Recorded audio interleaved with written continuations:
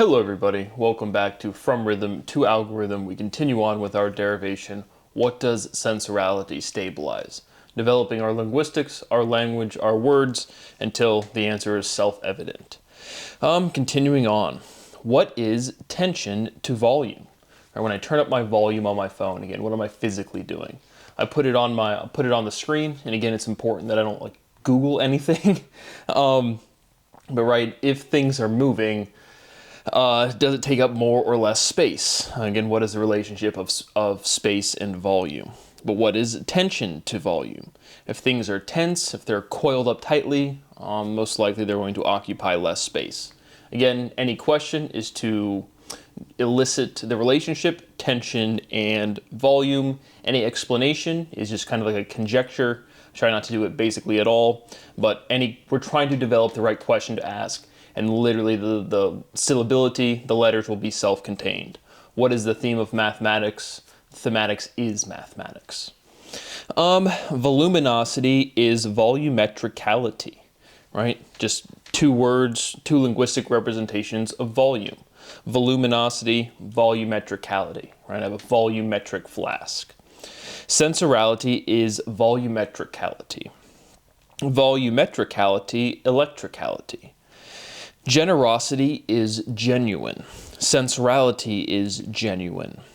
Throughout, within. So again, we can see this pairing of syllability, a compound word, one word, composed of two discrete words, complete words, with and in.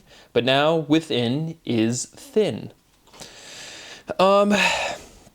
Also, another thing for throughout, right? A phrasing, people will say, it's rough out here. It's rough out here now. Or, whatever you're talking about, getting a job or getting a girlfriend, it's rough out here. That type of phrasing, right? It's rough out here. The T from it's rough out here. You kind of get almost the complete syllability of throughout. Just worth pointing out. The opposite of thin is thick with two C's. What is volume to velocity? And now if you're an advanced student, you might think about this question, what is volume to velocity? Because this is, again, we have derived that question, that direct relationship between volume and velocity and viscosity are inverses, movement versus the resistance to movement. But what is the relationship of volume and velocity? And it's already been well articulated in a major theory in physics right now. Right, they're inversely proportional. The faster you're going, the less volume you take up, or in other words, length contraction, right? From general relativity, or I guess it's part of special relativity, but again, historically differentiating general relativity, special relativity, Newtonian mechanics, right? You have scientists, you have people articulating explanations of the world around them the best that they can. And so, in the word theory, at no point in a derivation and a proof has any application to me. None, zero. Right? A theory is I have some axioms because I'm going to basically do derivation to a point where I can't complete it, and you guys have never seen completion before.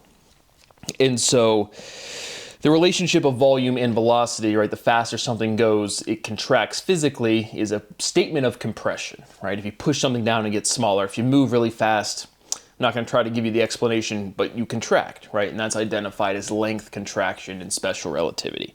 The faster you get to the closer speed of light, the shorter the object is literally. And it's really an aspect of compressibility, right? In the same way you ride a roller coaster and all of your skin pushes up against you, or you move fast, you contract. And so, but we've naturally arrived at that relationship, volume and velocity, again, what Einstein has articulated as length contraction. But again, are things bigger when they move faster? No. It's length contraction.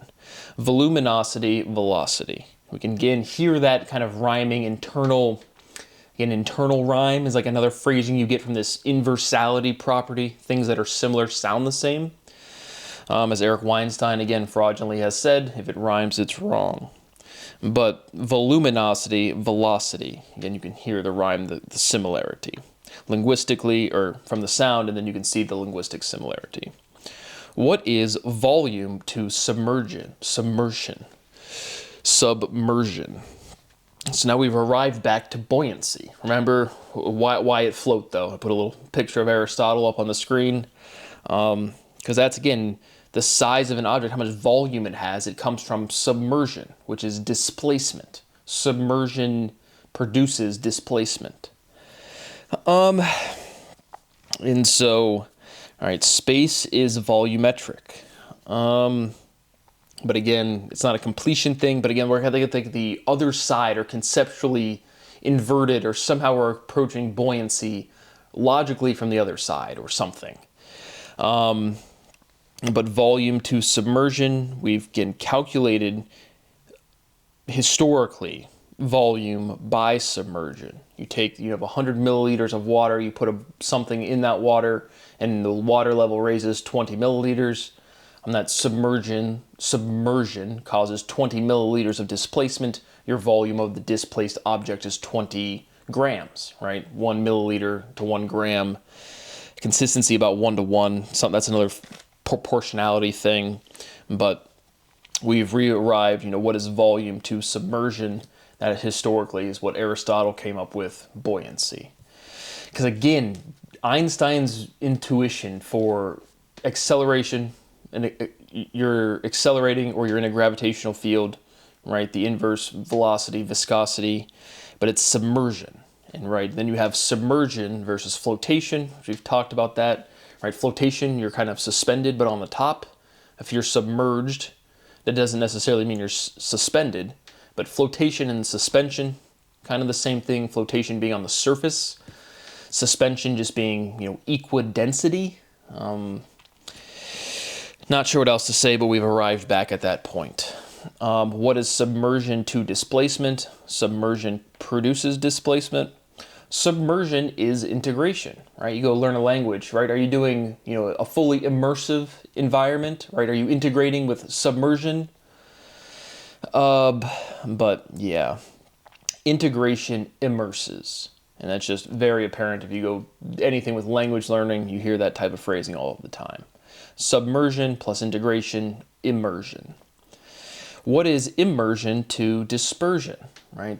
We made this difference, dispersion versus dispensation. If you dispense something, you distribute it, there's order to that. If you disperse, it's random, it's sporadic, it's chaotic, it's stochastic. And then clearly making the linguistic similarity is obvious. Well, it's actually undeniable. It's the same besides the prefix, but meaning immersion, dispersion, ask the question, moving along. Right? Linguistically, the word volume contains all of the letters plus some of love, right? Love is luminous was the title of the last one. Love is full, love completes, love moves, right? Loving is moving, and that is a direct, complete iteration. Because we're in the English language, we're in the English alphabet, and we've just iterated one elemental step, LM. Loving is moving. So that is a unique type of, I've already produced the results, because we're at the point where, again, you literally can't produce different results. Because the conceptual basis is well defined. We cast out a big net of logic, and now we're bringing it all back in and we're reducing it, and we have this irreducibility, and we're showing that up linguistically. But, right, M directly comes after L. Everything else in that sentence is the same, again, it is what it is the form of all solutions. I've proven that. But it's already within a subset, right? An alphabet. And then it's just the next element within that alphabet. So that is a complete direct iteration. Light illuminates. What is light to logic? Right? If you're more logical, you're a luminary, or whatever. Doesn't matter, just pointing out the structural or similarity of the words and the logical relationship, the dichotomy. What is light to logic? Algorithmicality is logicality. Proof is definitive. Does iteration repeat? Right? What does repetition do iteration? Right? Nothing really truly repeats because of just time, or like if I just sit here, it's like I've metabolized, my body's changed a little bit, I've aged. So this chronology, again, like I've said explicitly and proven, right? It's not really well understood in physics at all. I mean, that's why you have these different symmetry laws. As things symmetric, not symmetric. Just the overall chronology of everything. You guys basically say, oh yeah, entropy was really, really, really low at the last universal phase change. You don't know what that is. And that's kind of like, hey, chronology. But does iteration repeat? Nothing really repeats. Iteration is repetitive. You make small incremental changes. Not the point. Asking the question, moving on.